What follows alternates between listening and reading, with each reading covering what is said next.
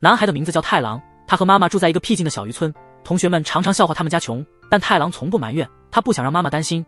他们家一年到头就吃那么一种菜，红烧龙头鱼，这种鱼连动物都不爱吃，渔民捕到了通常都直接丢弃，即便这样便宜的食物，也不是每次都能吃到。妈妈总是尽力让孩子吃饱，她总说自己已经吃过了。太郎很通情达理，知道妈妈的身体状况不佳，他每天都提醒妈妈记得吃药，但他们家哪里有钱买药啊？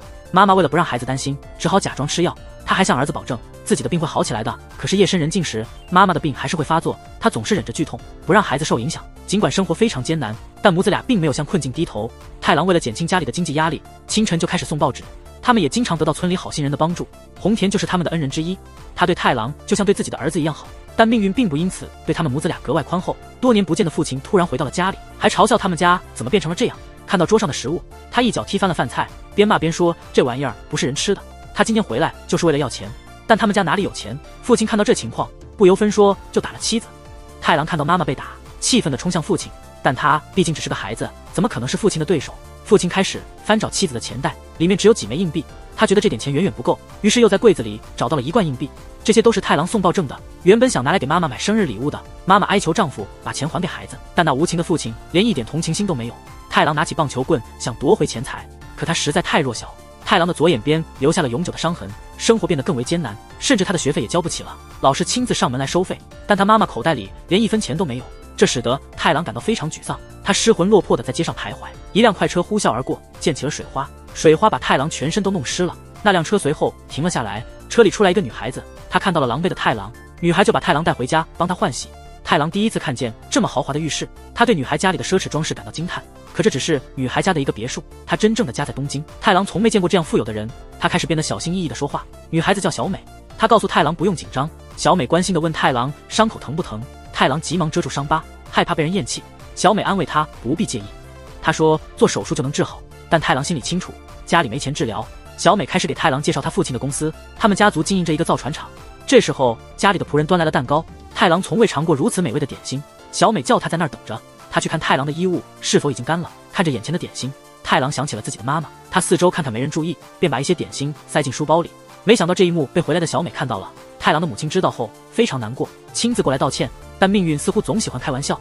一天晚上，母亲的咳嗽变得非常严重，太郎光着脚跑去请医生，但一切都太迟了，他的母亲就这样去世了。红田也听到消息赶了过来，医生误以为他是家里人，问他为什么不带病重的母亲去医院，即便不去医院，至少也该坚持吃药。难道他们连买药的钱都没有？太郎这才明白，是因为没钱买药，母亲才会病逝。这件事让他的心里充满了疑问，难道没钱的人就只能这样等死吗？太郎母亲去世后，他被送到了孤儿院，但他在夜里逃了出来，脑海中全是因为缺钱而起的种种苦楚。他看到街边有个醉酒的人，太郎趁机偷走了那人的钱包，这一切都被刚好路过的红田目睹了。红田开始追着太郎跑，他要求太郎把钱包还给那个人。红田明白太郎为什么会这样做，但他不希望太郎误入歧途，他坚持要太郎亲自把钱包还给醉酒者。但此时的太郎已经被母亲的死激怒，他举起棒球棍向红田挥去。等到太郎冷静下来，一切都已经太迟。太郎逃离了他的家乡，他来到了一个完全陌生的城市，找到一间废弃的屋子暂作栖身之所。早上醒来，发现一个老人在煮粥，老人还问他是否饿了。从那以后，太郎就和老人一起生活。随着时间的流逝，太郎信任了老人，他告诉老人自己曾经犯下的杀人罪行。老人告诉他不必太担心，说以后就跟着他会有饭吃，老人保证会让他温饱无忧。你可能以为太郎的运气要赚了，但事实并非如此，世上没有免费的午餐。老人转身就去找警察，出卖了太郎杀人的消息。与其说老人贪财，不如说太郎被金钱背叛了。眼前这个捡硬币的穿着破旧的男人，他从水坑里捡起1枚1元硬币，为了这枚硬币，他漠视了迎面驶来的卡车。这个男人叫太郎，他是工厂里最普通的工人，日复一日，沉默寡言，过着朝九晚五的生活。有一天，曾向他借过钱的同事尾随他回家，趁太郎不在家，同事悄悄溜进了他的房间。同事搜遍了房间，在榻榻米下面找到了一大笔现金。本想拿钱潜逃的同事，却被回来的太郎撞了个正着。那人开始苦苦哀求太郎借钱给他，说如果没有钱，他只能选择死路。面对如此冷酷的太郎，同事拿起一旁的铁管，狠狠地敲向太郎，还把所有的钱都塞进了自己的腰包。太郎怎么可能就这么算了？他捡起了地上的铁棍，愤怒之下，他一直打到对方不再动弹。接着他开始清点自己的钱，确认1分钱也没少，这才走人。工厂发生了一起谋杀案，警探秋也接到消息，立即来到现场，看到死者的情形，想起了自己弟弟雨夜被害的场景，但经过询问，似乎没有发现什么线索。工人们平时交流不多，只知道死者生前经济窘迫，经常向人借钱。当秋野查看当天的工作名单时，一个熟悉的名字映入眼帘，他根据描述确认了这个人，确定就是那个人无疑。不过那人已被公司开除，已经失业的太郎正在找工作，却意外被人绑到一个餐馆。绑匪仔细一看，误以为太郎是自己弟弟。太郎没追究，因为这只是个误会。他本想离开，但菜单上的一道菜引起了他的注意，那是他妈妈做的红烧鲢鱼。那天晚上，太郎收到了一条信息，告诉他明天早上点开始在三国造船厂工作。忙了一个上午后，终于可以休息一会儿了。远望着海上的轮船，勾起了他的回忆。就在他陷入回忆时，突然有人大声呼喊。小美开车带着妹妹出去了，她正和妹妹聊天，没注意到前面有人。太郎醒来时，小美正坐在他身边，小美感到很内疚，向他道歉。太郎并没有隐瞒自己的身份，但小美显然已经忘记了。太郎没有责怪小美，反而把责任归到了自己身上，还提出要支付汽车维修费用。小美被他的真诚所打动，想要帮助他。太郎表现得非常诚恳，他希望他们能成为朋友，这让小美感到很意外。她没多想就答应了。后来太郎被邀请参加了一次聚餐，聚会的人不是富就是贵，个个都是有名的富家子弟。但太郎注意到了一个女人，她的身影让他特别关注。那女人美惠，有着难忘的面孔，可能因为自卑，她整个晚上都没说话，只是默默地看着那些富二代炫耀他们昂贵的手表。美惠的脸上带着阴霾，她的身体还有残疾。太郎跟着美惠，看到她从卫生间匆忙出来。进卫生间后，太郎发现那富二代的手表竟然被人砸坏了。船上的人开始四处寻找手表，但都没有找到。他们的目光都集中在了太郎身上，要求对他进行搜身。小美站出来反对，但太郎并没有拒绝，人家怀疑他也是情有可原。因为在这艘船上只有他是穷人，太郎开始脱掉自己的衣物，直到只剩下内衣。经过检查，并没有发现什么。夜幕降临，大家准备去酒吧放松。小美邀请太郎一起去，但被太郎以第二天要工作为由婉拒。美惠也不想去，看到妹妹要走，小美决定陪她一起回家。太郎提出自己留下来陪着，至少要等到家里派车来接。两人在船上等待。太郎含蓄地提到了美惠之前的举动，并从垃圾桶里拿出被砸的名表。他表示理解美惠那样做的心情。太郎劝他以后不要这么做了，自己会把手表扔进大海，销毁证据。美惠跟着走到船边，不敢相信地看着太郎把手表扔进海里。尽管手表已经被砸了，但他仍然价值连城。眼前的女人是三国造船厂的千金，她因为长相和残疾感到自卑，很少与外界接触，甚至连家人也不怎么交流。可今天不知是何原因，竟然主动提出一个请求，这让他的父亲和姐姐都感到高兴。在造船厂，太郎忙了一个上午，吃过午饭后正打算休息，没想到却撞上了来调查的警察。秋野直言不讳地说明了来意，他怀疑太郎就是嫌疑人。太郎辩称自己和死者不熟，秋野并没有追问太多，转而提起了自己的弟弟，说他的弟弟是被谋杀的。太郎听了非常难过。太郎下班后回家，又经过那家曾发生绑架案的餐厅，本来想直接走开，但已经来不及了。他再次被拉进了餐厅，不得不被迫消费，还得听服务员絮絮叨叨。太郎只能默默承受。他还没点菜，红烧酱头鱼就被端上来了。离开餐厅，来到街角，一个醉汉吸引了他的注意，那不就是多年不见的父亲吗？父亲也认出了太郎。太郎本想假装没看见，但父亲还是叫住了他，当着众人的面声称太郎是他的儿子，还要他帮忙付酒钱。太郎怎能认这样的父亲？第二天太郎照常上班，没想到小美突然来找他，他希望太郎能去他家做客。太郎并没有拒绝，他之所以叫太郎来是有事求助，想让太郎搬进别墅住，成为他妹妹的聊天伙伴。因为他妹妹不太和人交流，这个请求虽然有些冒昧，但他觉得妹妹会喜欢太郎，作为交换，他会给太郎相应的报酬，只希望他能打开妹妹的心扉。父亲也得知了这事，看到太郎时，他眼神里满是警觉，可能是太郎脸上的伤疤太显眼了。接下来的谈话中，父亲一直没发表意见，气氛变得有些尴尬。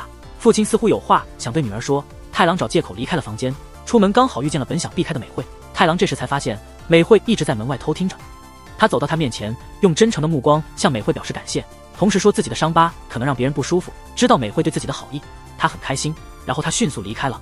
屋里父女俩因为太郎是否该留下争执不休，父亲坚决不同意太郎留在家里。光是想想那张脸，他就觉得害怕。但这番话让赶回来的美惠很是生气，她认为太郎跟其他人不一样，太郎甚至为了他放弃了一块贵重的手表。太郎最终如愿以偿地搬进了别墅，并用自己脸上的伤疤讲述别人对他的歧视。他知道美惠内心也有苦楚，因为脸上的伤而自卑，但不管别人怎么看他们也要坦诚表达自己的感受。如果不敢面对，就只能自欺欺人。太郎被美惠的女儿看上了，他用甜言蜜语迷惑了她，但美惠的父亲仍然很警觉，连吃饭都避免同桌。为了不引起怀疑，太郎申请白天继续去工厂工作。太郎搬进别墅的消息很快就传开了，小美的朋友白川来劝告，他觉得太郎对美惠的好感不单纯，肯定是冲着钱来的，尤其是小美家里没男人，他们应该更小心，因为穷困可以让人堕落。这时候太郎刚好下班，在路上突然被人袭击，原来是他自己的父亲。父亲走上前给了太郎一个鞠躬，然后抢走了太郎所有的钱。他认为这点钱不够，因为他知道太郎搬进了别墅。面对父亲贪婪的眼神，太郎心中的杀意油然而生，但旁边的秋野正暗中观察着，他没有出面，就这样静静等着。回想父亲过去的所作所为，太郎握紧的手越发用力。父亲意识到太郎真的想要置他于死地，才急忙用脚将太郎踢开。太郎离开后，秋野出现了，他打算找太郎的父亲单独谈谈。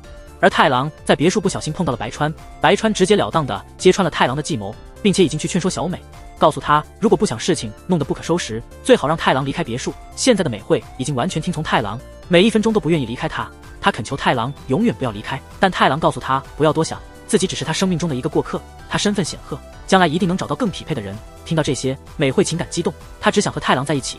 既然已经把美惠抓在手里，太郎想要探听小美的想法。他告诉她自己今天遇到了白川，还问他和白川是否是情侣关系。小美坦白他们只是朋友，从小一起长大，父母之间关系也很密切。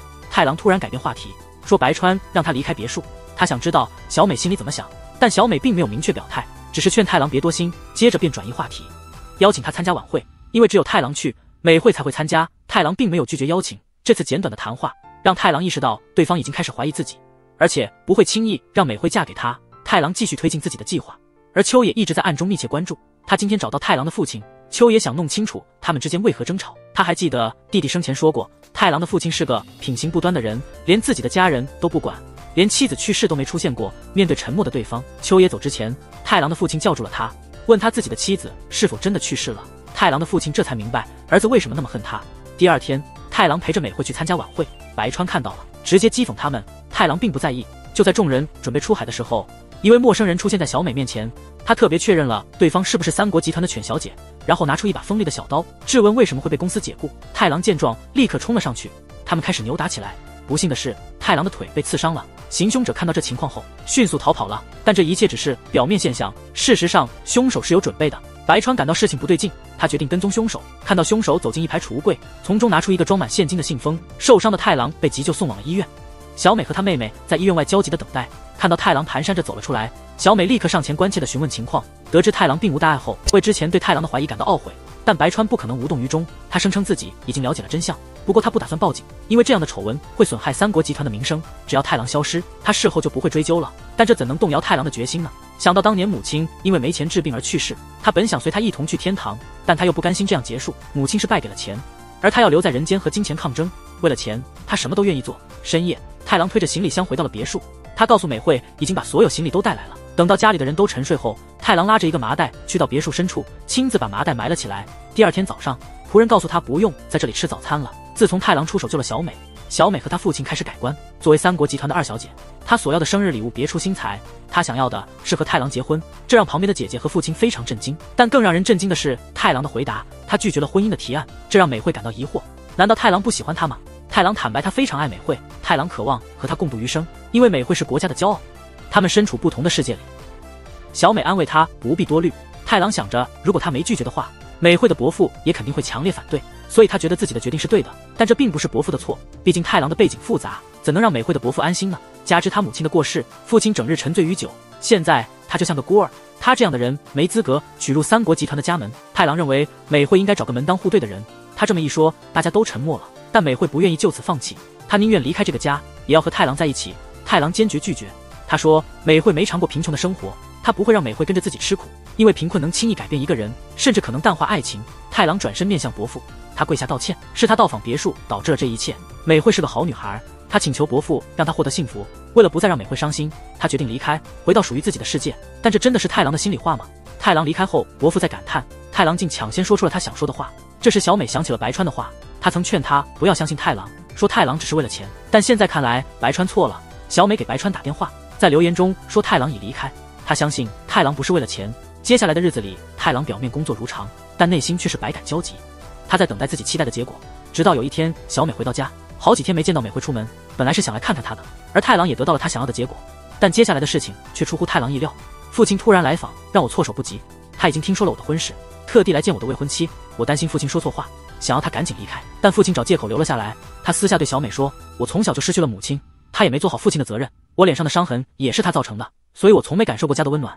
他现在很高兴，因为我能遇到这么好的家庭，我现在无比后悔，当初没能对父亲采取极端措施。父亲认为我今天的成就不是偶然，我怎么可能还能拥有爱？我爱的人已经去世，我憎恨的人却还活着。父亲自信我再怎么说他，但他也为我能进入上流社会而欣慰，以后我就不会再有生活之忧。但他能看出来三国家的人眼里有着明显的歧视，这让他很不舒服。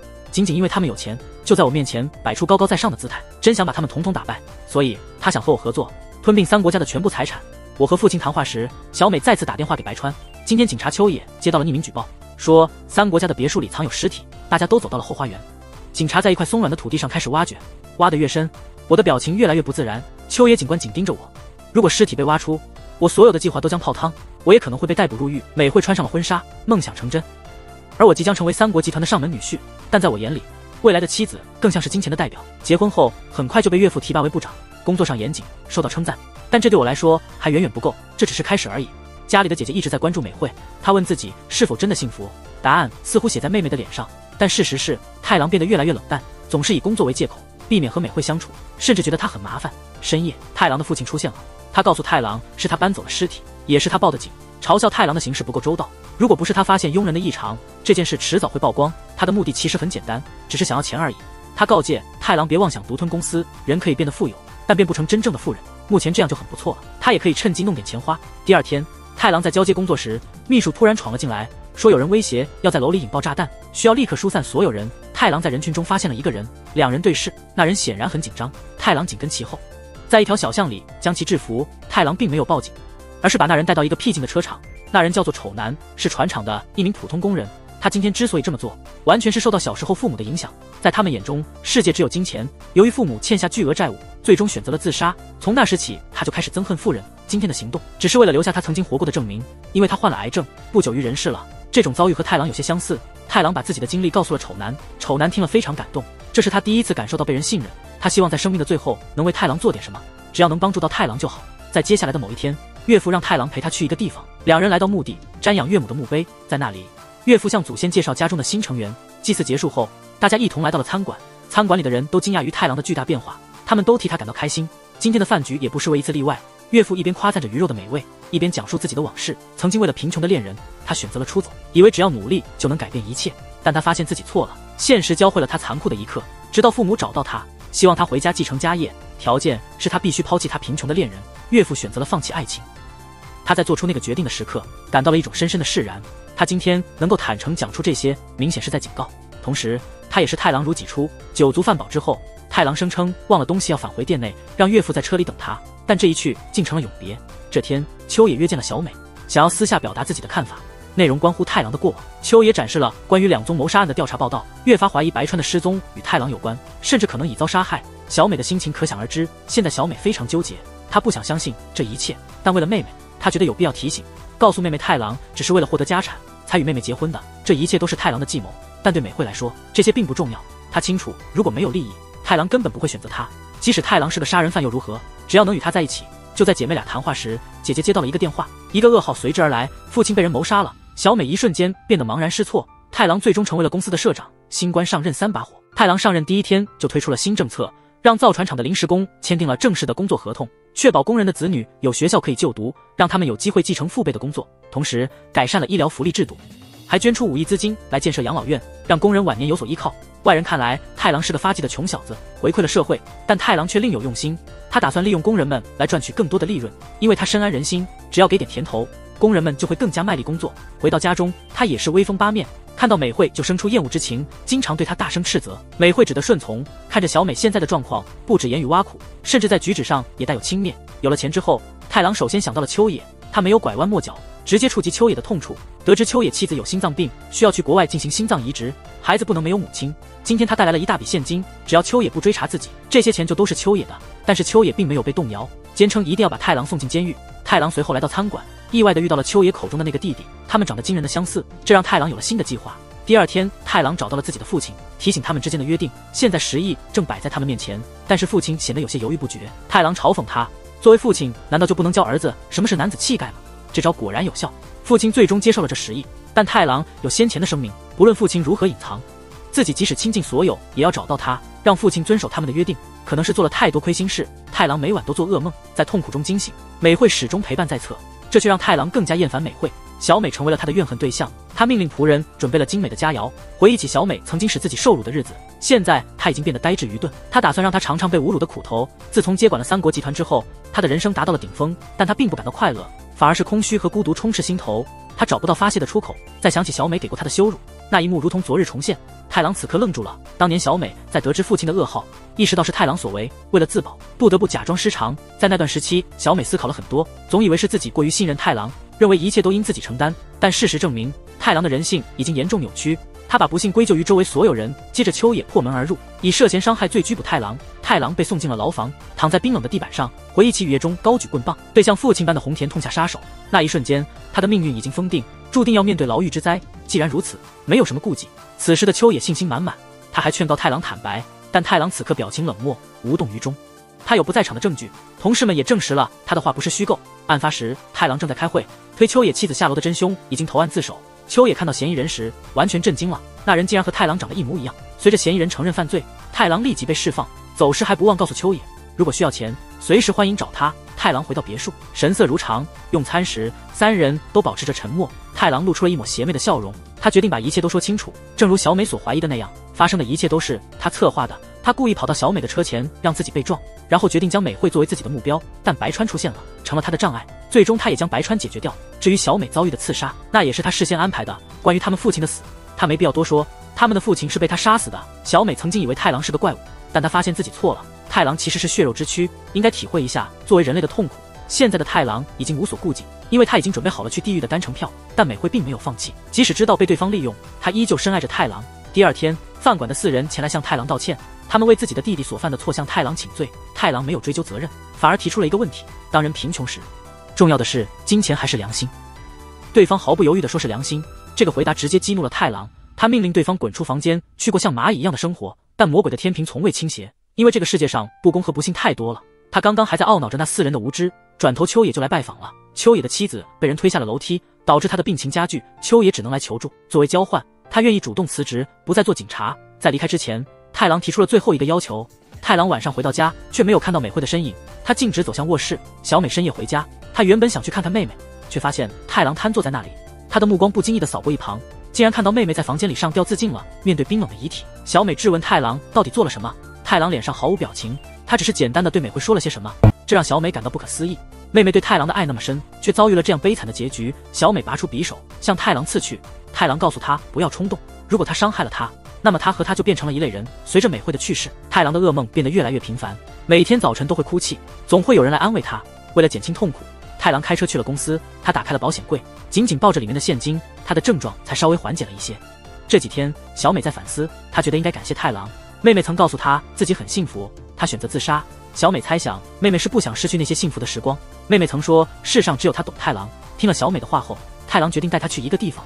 他们来到了海边的一个废弃木屋，想起父亲常带女人回家，他和母亲只能躲在一旁。父亲不耐烦地看着他们，最终把他赶出了家门。母亲和他相依为命。太郎哼着小曲来抵御困倦。他偶然发现了这个海边的竹屋，木屋成了他们的避风港，这里留下了许多温馨的记忆。但在一个雨夜，这里诞生了一个恶魔，他被金钱驱使，发誓要变成富人，即使为此沦为恶鬼，也在所不惜。有一天，饭馆的小妹打电话给他，他想单独和太郎见面。他们在旅馆会面，小妹是为了钱而来，他的哥哥欠了一大笔债务，家里每天都有债主上门。作为回报，他准备出卖自己。看着小妹一件件脱下衣服，太郎突然情绪失控。太郎内心深处对饭馆的事情感到不安，那是他无法触碰的界限。但最终，他还是为了金钱牺牲了自己。他转身回到了饭馆，看到三个人愁眉苦脸，一边吃着鱼，一边问出了什么事。老板娘突然跪下，恳求太郎借给他2000万。太郎回答说：“难道只因为我有钱，就算不还钱也没关系？”这让太郎感到困惑。他记得有人曾经说过，无论多穷都要保持良心。现在他们对自己的算计，就是所谓的良心吗？太郎拒绝了借款，看着他们要离开，男人再也忍不住了。他怀疑是太郎让弟弟去犯罪，这就是人性。这么善良的一家，在金钱面前变得如此卑微。太郎让他们开始行动，并承认自己收买了他们的弟弟，而且对方的弟弟很快就答应了。既然他们这么看重良心，现在的行为良心又在哪里？这让太郎非常失望。他曾自己和自己打赌，想看看他们知道真相后会怎样对待自己，用这个来判断是否应该提供帮助。结果看起来是最糟糕的，这是人性和金钱的抗衡，不分对错。人性在金钱面前显得如此脆弱，这就是太郎眼中的世界。现在的太郎看起来很疲倦，他已经好久没好好睡过了。金钱和仇恨让他夜不能寐，害怕一觉醒来噩梦再现，生活变得痛苦不堪。即便是父亲的到来，他也只是不闻不问。今天父亲来是想还清意，自从有了这么多钱，他总感觉内心空荡荡的，觉得自己的人生被金钱玩弄，他不愿意生活在金钱包围中。太郎猜想父亲是害怕死亡，父亲对此并不在乎，这正符合太郎之前的说法，哪怕是用生命去换取10亿，他也在所不惜。他没想到儿子对他如此厌恶，今天他不仅要偿还债务，还想对过去的失误做出补偿。如果儿子想让他去死，他愿意立刻结束自己的生命，但他理解错误了。太郎从没有想过要父亲的命。在太郎眼伤之夜，母亲曾经告诉他，爸爸不是那样的人，他工作非常努力，尽管他没有错，却被同事陷害。父亲对此全然不知，最终被公司解雇了。此后，父亲失去了斗志，他希望太郎不要怪罪父亲，所以太郎不会采取行动，因为他已经和母亲有了约定。第二天一早，太郎醒来，这是他睡得最踏实的一晚。他整理好行李，准备开车出发。小美决定陪他一起去。他们抵达了一间废弃的小木屋。太郎走进屋里，脱下了外套，腰间绑满了炸弹，在海边的一处旧木屋，男人的腰间缠满了炸药。他回忆起儿时的誓言，以为有钱就能买到幸福。他点燃了导火索，接着将自己绑住，静静地等待着死亡的降临。在东京的一个3口之家，太郎和父母一起生活着。父子俩常常让母亲生气，母亲因劳累过度突然倒下，太郎非常担心。父亲告诉他要有信心，手术非常成功，母亲最终战胜了病魔。时间不断流逝，太郎慢慢长大。他参加了人生中的第一次高考，还遇到了命中注定的他。太郎被大学录取，父母无比欣喜。这时候，父亲的头发已经染上了丝丝白霜。为了边工作边学习，太郎跟他的挚友丑男一起干起了搬砖的苦活。有空闲时，他们也会奢侈一次，享受饭馆的美食。大学毕业后，他开始了职业生涯，有了一定的经济基础后，也到了该考虑结婚的年龄了。终于，恋人们携手步入婚姻的殿堂。第2年，他们的爱情结晶降生了。你可能会以为这是导演给出的另一个结局，但这只是太郎心中的幻想。他在瞬间的幻想里过完了另一种人生，那是触不可及的梦想。现实的战火仍在继续蔓延，太郎的生命也即将迎来终结。原本无所畏惧的目光开始变得惶恐，他开始害怕了，因为他知道死后不会去天国见母亲，而是孤身一人前往地狱。他拼命敲打着木门，大声呼唤小美的名字，希望得到救赎。但迎接他的只有死一般的寂静，伴随着一声巨响，太郎结束了自己的一生，剧终了。亲爱的观众朋友们，大家心中是否有些许不舍？剧中不停在人性与金钱之间摇摆不定。如果你是太郎，你会怎么选择？孩提时的不幸塑造了今日的太郎，他以为有了金钱就能得到一切，但最终换来的是什么？是人性的丧失和自我毁灭。故事到这里就告一段落了。